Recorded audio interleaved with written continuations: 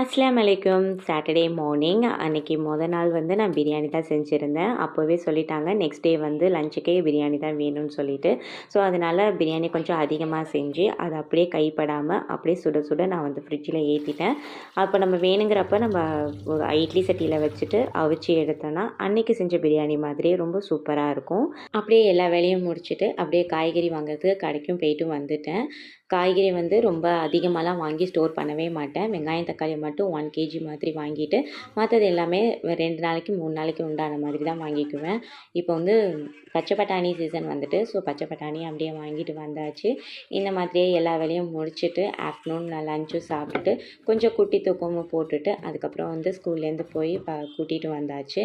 அதுக்கப்புறம் ஈவினிங் மகரிப் டைமில் முடிச்சுட்டு அப்போ தான் கொஞ்சம் எடிட்டிங் ஒர்க்கு எல்லாமே பண்ணுவேன். நைட்டு பசியாரைக்கு கிரேவியும் பரோட்டா வாங்கிட்டு வந்துட்டாங்க. கிரேவி வந்து நான் வீட்டில் பண்ணிட்டேன். இன்றைக்கி தான் அப்படி போச்சு.